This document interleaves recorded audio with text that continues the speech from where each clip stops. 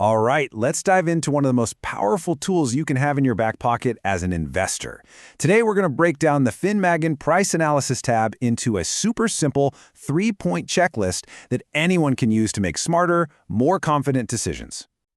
You know the feeling, right? You do all the research, you find this absolutely fantastic company with solid fundamentals, but then you're stuck.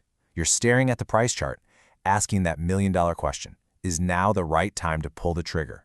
Well, that's exactly the problem we're here to solve. Okay, let's jump right into our first check, and it's a big one. Is the price you're seeing on the screen actually justified? We're going to find out if the stock's price is dancing in sync with the company's actual profits, or if it's kind of marching to the beat of its own drum. So how do we do that? We use this really cool metric called the price-to-profit growth ratio. Now, don't let the name scare you off. All it does is compare two things: how fast the stock price has grown over the last 5 years versus how fast the company's profits have grown in that same time. The number it spits out tells a fascinating story about what the market expects versus what's actually happening.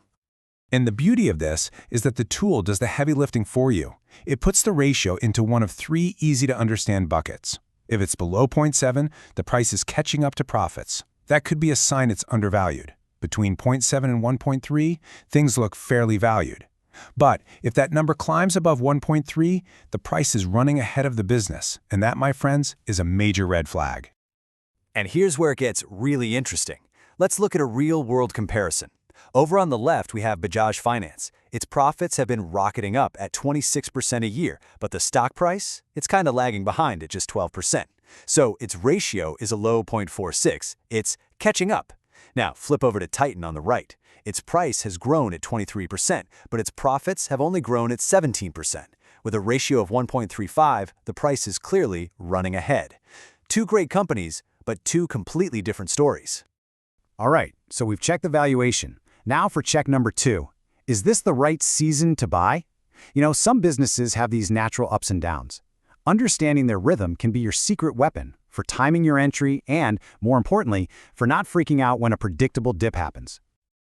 So what's the magic number we're looking for? It's this: 30%. If the gap between a company's best performing quarter and its worst is consistently over 30%, the tool flags it. Now, this doesn't mean it's a bad business at all.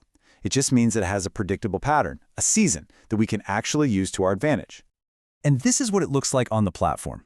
See that little purple cyclical badge on ICICGI? That's our heads up. It's there because its profits swing by more than 30% between its best and worst quarters. It's basically the tool whispering in your ear, hey, expect some ups and downs here. It's totally normal for this company. So how do we actually use this? Well, check this out. The tool ranks every quarter from number 1, the best, to number 4, the worst. Imagine the company reports some weak profits and the market starts to freak out. But you just calmly check the ranks. If it was a number 4 quarter, you know it's just the off-season, it's a dip, not a disaster. And that simple insight is what separates a smart investor from a panicked seller. Okay, we're on the home stretch. Check number 3, and this one is absolutely critical. What are the hidden risks? A stock might look cheap on the surface, but is it a genuine bargain or is it a trap waiting to spring? This is where we learn to tell the difference. The main thing we're going to look at here is called the 52-week max drawdown. I like to call this the gut check number or your pain threshold. It basically answers a simple, brutal question. If you had the worst possible luck and bought at the absolute peak last year, what's the biggest loss you would have seen? It's a raw, honest measure of how bumpy the ride can be. And this table gives us a great rule of thumb. Anything under 20%, that's a pretty calm, stable stock. 20 to 40%, that's kind of normal, you know, the usual market roller coaster. But once we start creeping past 40%, whoa, buckle up, we're in high-risk territory. And over 60%, yikes. That's a sign of serious drama going on with that stock. Okay, so this is where we put it all together to answer that age-old question. Is this stock a great value, or is it a falling knife that's going to hurt you if you try to catch it? The difference is surprisingly simple. A real opportunity is when the price is dropping, but the company's actual profits are still going up. A falling knife? That's when the price is dropping because profits are dropping too. One is a sale, the other is a warning. And here is a perfect example of this. Tata Elxsi. At first glance, you see that amazing 25% profit growth over 5 years and you think, wow, what a bargain. But wait, you gotta look at what's happening right now. Over the last year, its profits actually fell by 22%.